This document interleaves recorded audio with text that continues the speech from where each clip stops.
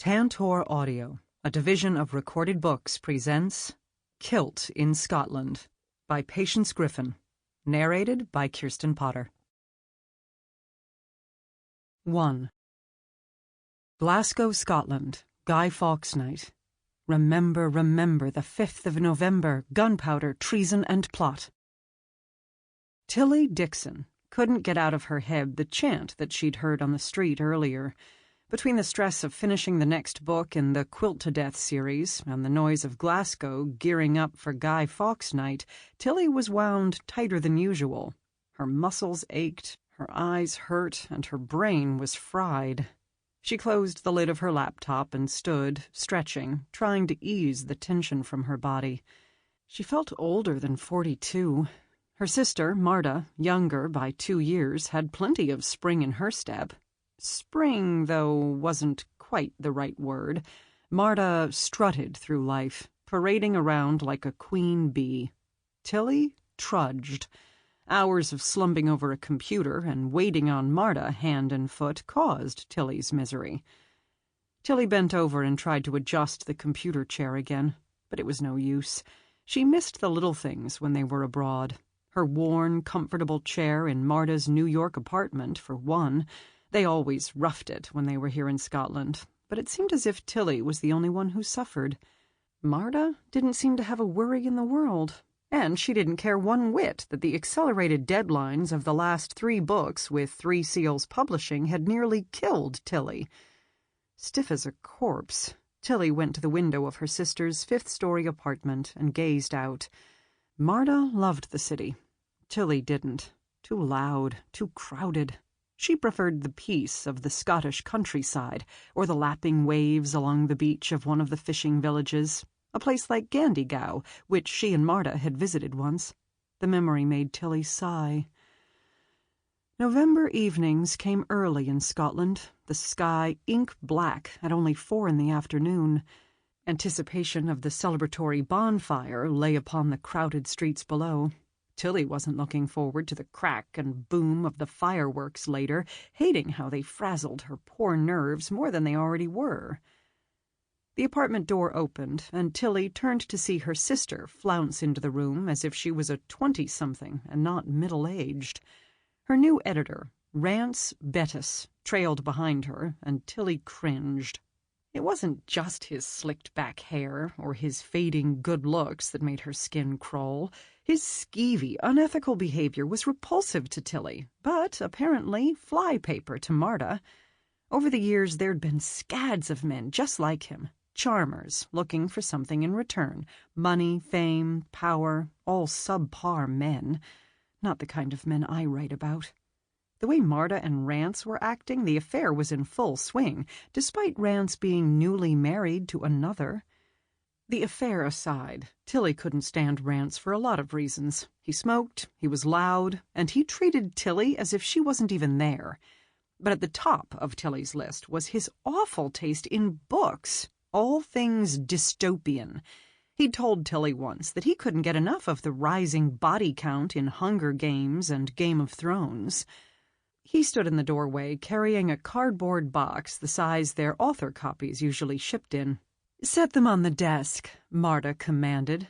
As he made his way across the room, Rance leered at Marta, skimming her with his eyes, as if he were using his irises to peel off her body-hugging designer suit. Tilly gagged, a common occurrence when the two of them were around. Rance wasn't paying any attention, and she had to rush to move her laptop before he crushed it beneath the carton. She adjusted a flap on the open box so she could look inside. "What's this?" Marta pulled out a novel and tossed it to her. Tilly wasn't expecting the pass and fumbled it. The book was upside down, so she shifted it, bringing the sinister-looking cover into view. When the title and author registered, it knocked Tilly sideways. "You wrote a book?" It couldn't be. Tilly was the writer in their family of 2, but it was indisputable. Marta Dixon was splashed across the top, just like the other 9 novels in the Quilt to Death series, a collection of cozy murder mysteries set in the Highlands and centered around the Buttermilk Guild. Tilly turned the book over to see the spine, and sure enough, number 10 was printed there, plain as day. "Hot off the press," Rance said cheerily. "We better hurry if we're going to make the launch party in time." Launch party? This was crazy. Tilly would have known. A launch party for this book? I don't understand. I'm just finishing Book 10. I thought we were in Scotland for a break. Marta snatched the paperback from her. "I told you, but you must have forgotten. Again. I've been working on this book for several years now." Which explained why Marta had sequestered herself in her office last year for months, and then Marta had a series of meetings with Three Seals Publishing. When Tilly had asked what the meetings were about, Marta had claimed they were the same old, same old. Marta waved a hand in the air. "It makes no sense that you've been slaving away on Book 10. You see, the book is done. I'm afraid you're losing it, Tilly." That was a lie. More often these days, her sister would insinuate that Tilly had gone mental, forgetting things Marta had never told her. Always, it turned out, things Marta didn't really want her to know. But Tilly certainly wasn't imagining the stabbing pain she felt now. Maybe it was the knife her sister had just plunged into her back. Marta straightened her scarf, not meeting Tilly's eyes. "You've probably also forgotten that this is the last book. The series is done." "Done?" Tilly couldn't breathe. She wanted to push up the window to get some air. She just couldn't believe it was true. 5 years ago at a quilt retreat, Marta had come up with the idea of writing a mystery series featuring a group of quilters and suggested that the two of them split the responsibilities. Tilly would write the novels, while Marta did everything else, including being the face of the brand. Whenever Tilly felt like she was being taken advantage of, Marta would remind her, "You have the easy job, writing. I'm the one who has to do all the heavy lifting. It's not a walk in the park being Marta Dixon and running this empire. Besides, you hate the limelight. You always have." It was true. Tilly would rather sit in a room alone with the Buttermilk Guild pouring from her fingertips than sign books with a mob of strangers surrounding her. Marta's charisma had made the Quilt to Death series a huge success. Tilly stayed in the shadows, where she felt comfortable, the ghostwriter behind the scenes and, to the outside world, Marta's assistant. Tilly crumpled into a chair.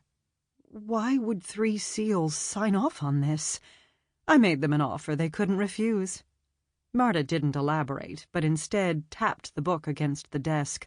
"We're done discussing this. The book was released today. The fans are waiting. Now go get dressed. The book signing starts in an hour."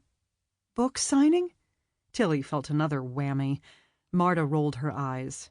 "Yes, the book signing is at the bookshop across the street." She shook her head as if she felt sorry for Tilly. "You must have forgotten that, too." Tilly stood up and looked through the window and down at the street. A line had formed outside the bookstore. Marta laid the book on top of the box. "Three Seals has assigned me a new publicist for this book. Her name's Diana. She seems okay. She and her team are there waiting on us. It's a big night." Her sister looked around as if she'd lost something. "Where's the quilt for the new book? Diana wants to hang it up behind the table where I'll be signing books."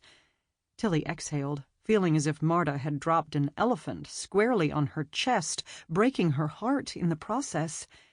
"Is that why you wanted me to get the quilt done so early?"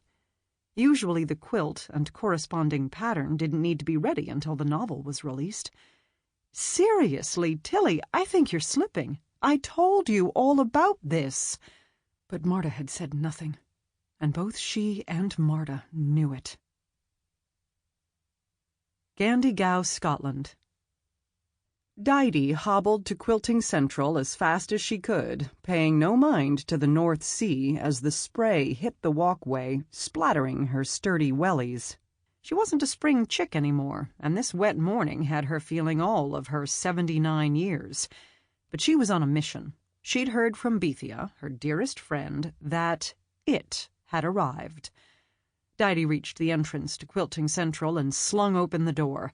As it was still early, the tables and sewing machines sat unattended. In the reading corner, though, she found the lass she'd been looking for and rushed to her. "Sadie, where is it?" "Where's what?" Sadie looked guilty as hell, as if she'd messed around with Didy's scissors and ruined a piece of Didy's favorite fabric. A capital offense. "Ye know what?" Didy yelled. "The new book in the Quilt to Death series." Sadie glanced down at the paperback in her hand and winced as if the book had burned her. But instead of dropping it, she clutched it to her chest. "That's it, isn't it?" Didy barreled toward her. "Marta Dixon's new book?" She thrust out her hand. "Give it here." "I can't." "Why not? You know the reason I have to read every one of those books." Didy had a love-hate relationship with the Quilt to Death series. She loved the books, but not the author. "I know, but you shouldn't read this one. You're not going to like it." "Hand it over." Didy reached for the book, but Sadie jerked away. The lass had the audacity to take 2 steps back, acting as if she didn't know Didy owned a broom and knew how to use it on the backside of anyone who crossed her. "I won't give it to you," Sadie said bravely. "Ye American lasses can be so full of yourselves." Didy reached for the book again. "Trust me." Sadie's sympathetic gaze said Didy was a simpleton. "I sped-read the book this morning when it came in the post." "Why are ye acting strange?" Didy looked around to see where her broom might be. "Did ye break the spine?" "No," Sadie said defensively. "Did ye dog-ear the pages, then?" Didy saw her broom near one of the long-arm quilting machines, all the way on the other side of the room. "If ye don't hand it over right now—" Sadie shook her head. "What is it? What's wrong with ye?" "Nothing's wrong with me." Sadie looked side to side as if someone else in the empty room might explain what was going on. "It's the book."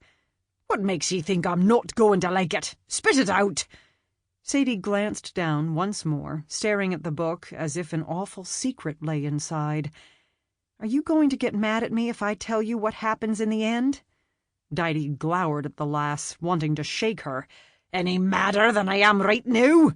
"Okay, but don't take it out on me." Sadie reluctantly handed it over.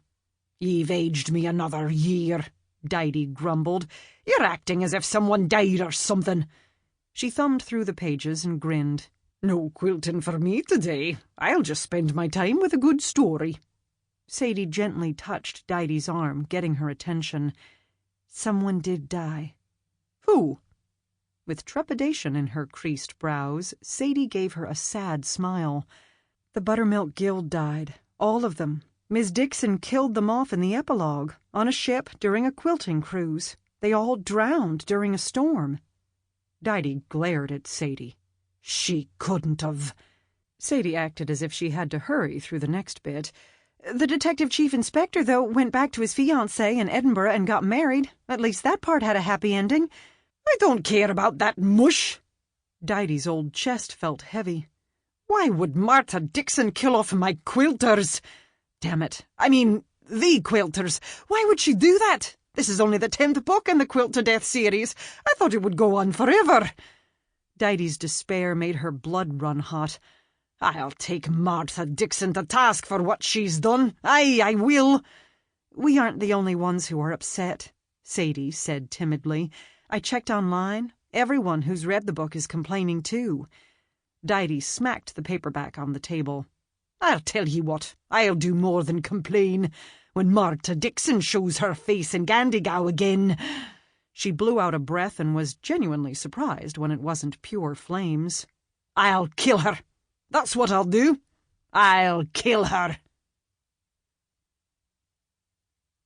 Glasgow, Scotland. Diana McKellen gazed around the bookshop, making sure everything was in its place. The podium, the rows of chairs, the table for signing, and the stacks of the latest Quilt to Death novels. The only thing missing was the author and the quilt she was supposed to bring with her. Diana couldn't shake the feeling something dreadful was going to transpire tonight. You're being silly. The awful thing had already happened, the killing of the Buttermilk Guild, and along with it, the series. It was a terrible way to spend her birthday week, 35 yesterday. Diana knew Three Seals Publishing had hated to end the successful series and had tried to dissuade Marta from killing off the Buttermilk Guild. But Marta had stood firm and went so far as to decline an advance on the next series, taking a slightly higher royalty on the e-book. Ending the series was still a huge gamble. For months, Three Seals had been discussing, strategizing, and preparing for the backlash, knowing readers wouldn't take the brutal end to the series lying down. And readers were already weighing in. The news of the quilter's death had traveled fast. Initially, they'd managed to set up double the usual number of appearances for Marta's new book, but since this afternoon, shops and quilt guilds were canceling their events at record speed. Bookstores were pulling orders, and, shockingly, death threats were pouring in. Who knew quilters could be so violent? But Diana had come prepared with a multi-layered plan, and because of the cancellations, this meant they were moving to Plan B. Diana looked out the bookstore window to the line, which was growing. The fans didn't look upset, though. They smiled and chatted with one another, seeming excited. Weird. Parker, Three Seals' media guru from the New York office, sidled up to her, slinging her long blonde hair away from her face, revealing the 2 cameras hanging on her shoulder, one for still photos, one for video. Parker's name matched her fun, bubbly, and sometimes quirky personality. She was full of energy and a lot of fun to have as a business trip partner. Parker smiled brightly. "I'm shocked at the line outside, aren't you?" Diana shrugged, feeling befuddled herself. Either they're loyal, die-hard fans, or they haven't heard the news yet. She tilted her head in the direction of the store owner. "I had to do some fancy footwork with that one to keep her from calling off the book signing." Parker checked the lens on one of her cameras. "I think she would be ecstatic to have the extra foot traffic." She didn't want to deal with unhappy customers and possible returns. I don't blame her. "It's amazing the publishing house was able to keep this under wraps." "I know. News like this usually leaks out." Parker nudged her. "You know what people are calling you, right?" "The Fixer." Diana had heard it before. Over the years, she'd earned the Fixer name by fixing authors' faux pas and embarrassing behavior. But this time they were expecting a PR miracle. Sometimes there was no recovering from a book idea gone wrong, like when Helen Fielding had killed off Mr. Darcy in her Bridget Jones series. Sometimes readership was lost. But Diana was going to do her best to make sure the last quilt-to-death novel didn't crash and burn. She herself was a fan of the Buttermilk Guild and didn't want the memory of them to turn into ash. Parker looked at her expectantly. "So, what's the plan this time?" Actually, the plan was complicated with contingencies A, B, and C, but Diana wouldn't bore Parker with the details. "One of the things Marta needs to do is the usual on-camera interviews to explain why the series ended the way it did." Parker grimaced. "Why didn't she just have the Buttermilk Guild right off into the sunset? I love those old gals." "I love them too," Diana commiserated. The back door opened, and Marta, tall and straight, strutted in, wearing her signature white winter suit, offset by her blood-red scarf. The woman certainly had presence. "I'm here," Marta sang. Tilly, a smidge taller than Marta, and the mousy one of the two, came in after her, holding the latest quilt in her arms. Rance followed behind them. Diana glanced at her watch. Marta had cut it close. There were things that still needed to be done, like hanging the quilt behind the signing table. More importantly, Diana needed to speak with Marta before the event started. Diana walked over to her and handed her the itinerary. "Nearly everything is ready. We'll have you wait in the back while we open the doors and get as many in as will fit." Marta motioned to her sister. "Tilly, make sure my table is set up properly." As if shell-shocked, Tilly stared at the 2 ceiling-high vertical banners of the dark and ominous book cover looming on either side of the signing table. This cover design screamed that inside was a serious departure from the other books. The previous quilt-to-death novels had playful watercolor drawings on the covers, making Murder Solved by Amateur Sleuths look like a fun read. But not this one. "The cover looks even worse blown up like that," Tilly whispered. "Tilly!" Marta yelled. "What's wrong with you?" Tilly didn't budge. Marta marched over and yanked the quilt out of Tilly's arms and thrust it at Parker. "Here!" Parker looked a bit stunned, as if she'd been put in charge of a baby bear. "I'll take it," Diana said. The bookstore owner rushed over and retrieved it from her. Marta glared at her sister. "You're useless tonight." So the rumors about Marta Dixon were true. She treated her sister like crap. Diana had only met her at one meeting, and she'd seemed charismatic then. But now the whole room was filled with awkward tension.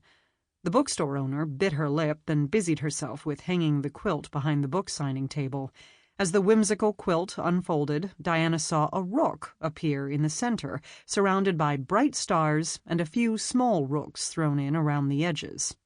Rance stepped forward and draped an arm around Marta. "I'll make sure your table is set up. I know how you like it." The sexual overtone made the situation even more uncomfortable. The few interactions Diana had had with Rance confirmed her initial reaction to the man. She didn't care for him at all. But by the way Marta was beaming at him, apparently she did. Diana touched Marta's arm. "We should talk first, before everything begins." Marta pulled away. "About what? I've done thousands of these events. You can't tell me anything that I don't already know." "I'm afraid this one will be different. You should be prepared. Because you killed off the Buttermilk Guild—" Tilly gasped, and all the color from her face drained away. "What? The Buttermilk Guild is dead?" "You didn't know?" That's strange, Diana thought. Tilly hung her head and shook it slightly.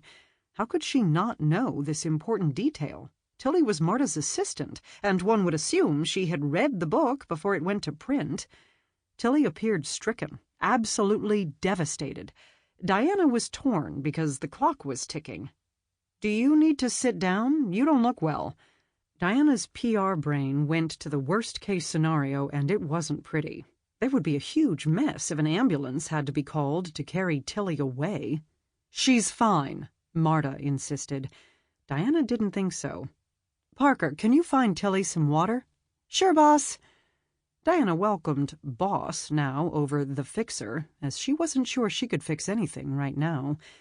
"Marta, there's going to be some backlash." Diana would have to be careful here with her words, for Tilly's sake.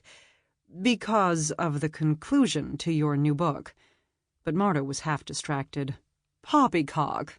She glanced down at her scarf and adjusted it. "You're making too much of this Buttermilk Guild thing. The readers are going to be fine with it." Rance echoed her sentiment. "No one is going to care about the demise of those old biddies." Tilly gasped and gawped at Rance, as if he'd said that he'd killed the Buttermilk Guild himself.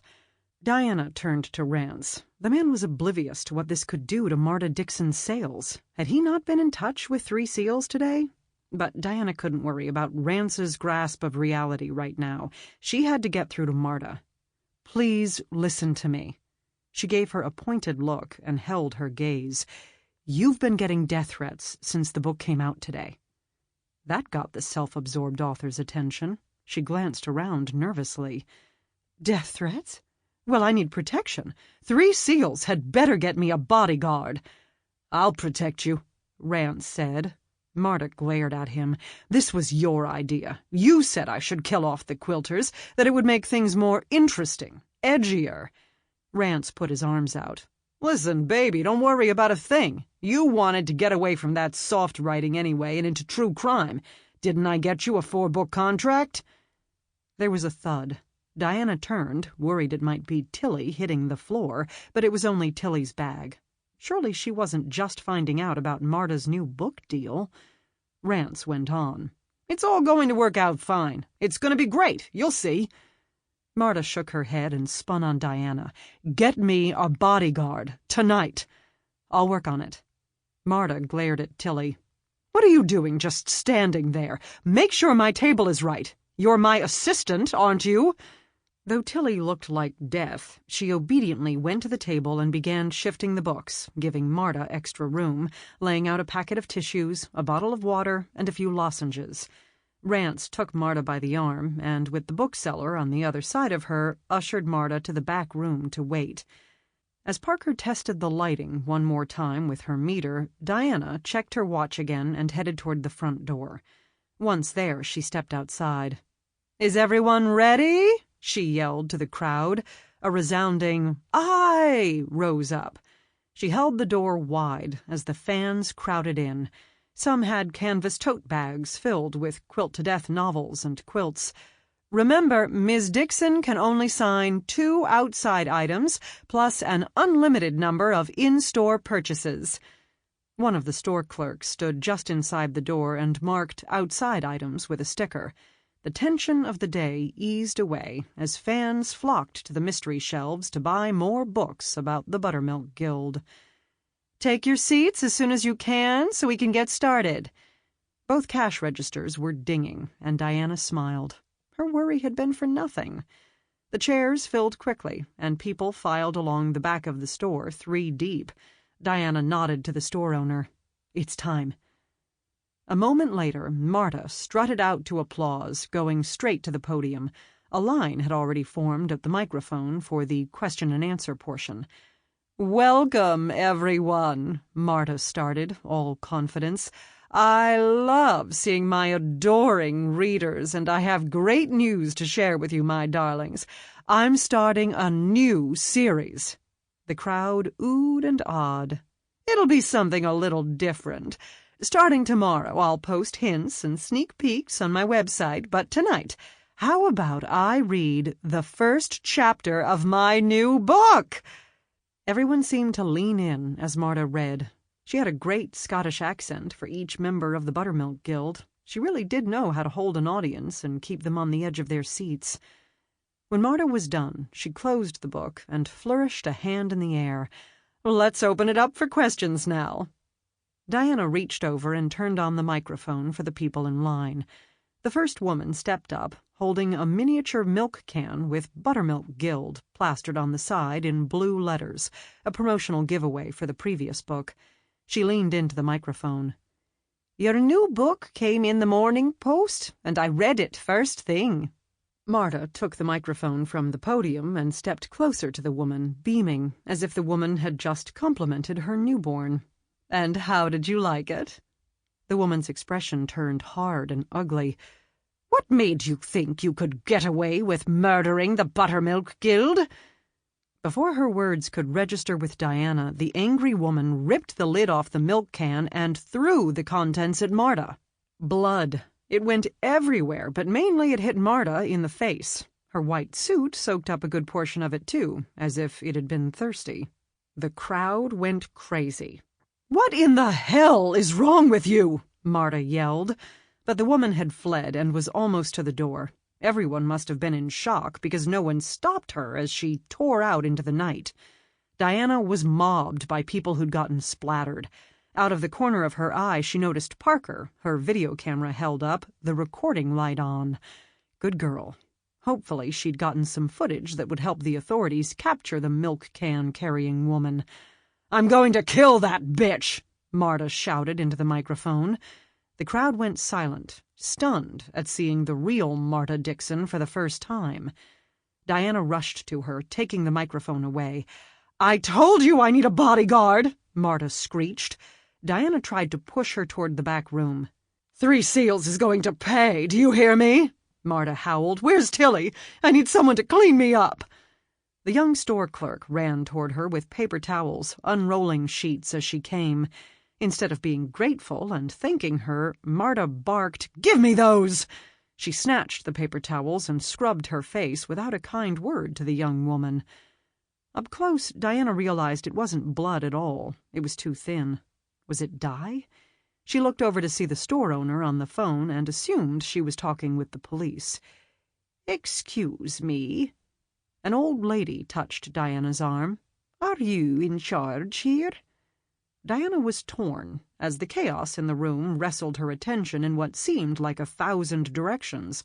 She wondered if she should stop people from leaving, or if she should go to the store owner and make sure she was all right. Of course, Marta was her responsibility, but Diana decided to see what the woman in front of her needed first. "What can I do for you?" "My quilt is gone. Someone must have taken it by accident." Diana pointed toward the store owner. "That's who you need to tell." There was a scream from the back of the store. Diana ran toward the sound. It was the young store clerk, but she wasn't handing out stickers now or giving Marta paper towels. She stood at the opened back door and screamed again, her face contorted in horror at what was outside. "What is it?" Diana pushed through the shocked crowd to get there first. The alley... Sample complete. Ready to continue?